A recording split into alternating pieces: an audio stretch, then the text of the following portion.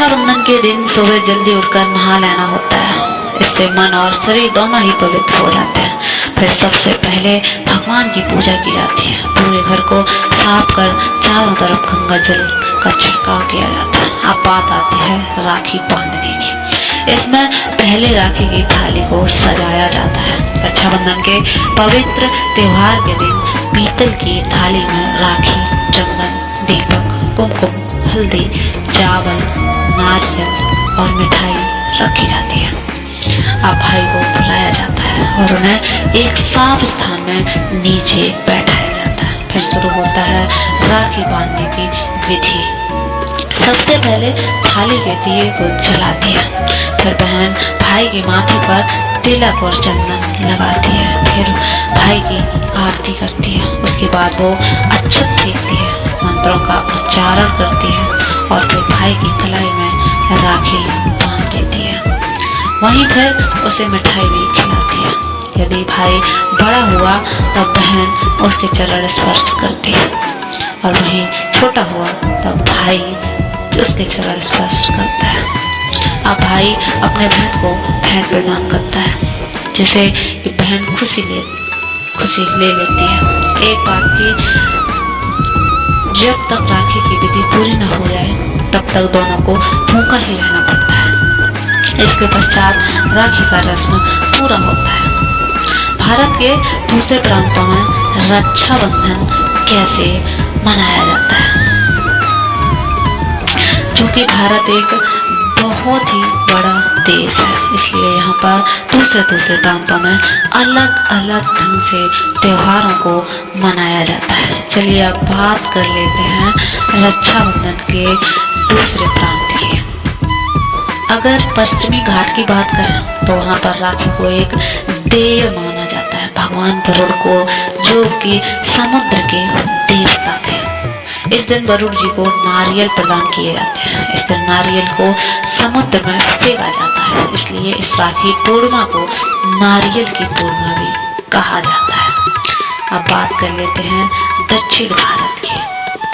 तो दक्षिण भारत में रक्षाबंधन को अग्नि अभिक्तम भी कहा जाता है। ये पर्व ब्राह्मणों के लिए ज्यादा महत्व रखता है, क्योंकि इस दिन वो स्नान करने के बाद अपने पवित्र धागे जनेऊ को बदलते हैं। मंत्रों के उच्चारण करने के साथ इस पूजा को श्रावणी या ऋषि तर्पण भी कहा जाता है। सभी ब्राह्मण इस चीज का पालन करते हैं। अब बात कर ली जाए उत्तरी भारत की। तो उत्तरी भारत में रक्षाबंधन को कजरी पूर्णिमा के नाम से जाना जाता है। इस पर्व के दौरान खेत में गेहूं और दूसरे अनाज को बिछाया जाता है। वहीं ऐसे मौके में माता भगवती की पूजा की जाती है और माता से अच्छी फसल की कामना की जाती है। अब बात कर लेते हैं गुजरात की। तो गुजरात में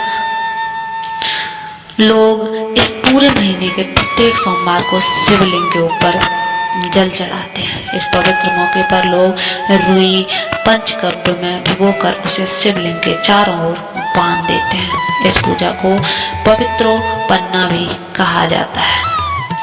और ग्रंथों में रक्षाबंधन में देखें तो आप पाएंगे कि पुण्य प्रदायक माना गया है। इसका मतलब कि इस दिन अच्छे कार्य करने वालों को काफी सारा पुण्य प्राप्त होता है। रक्षाबंधन को विष तारक, विषनाशक भी माना जाता है।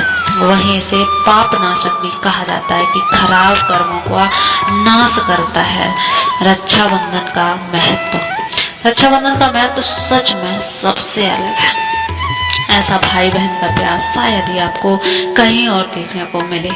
किसी दूसरे त्योहार में ये परंपरा भारत में काफी प्रचलित है और इसे सावन पूर्णिमा के लिए मनाया जाता है।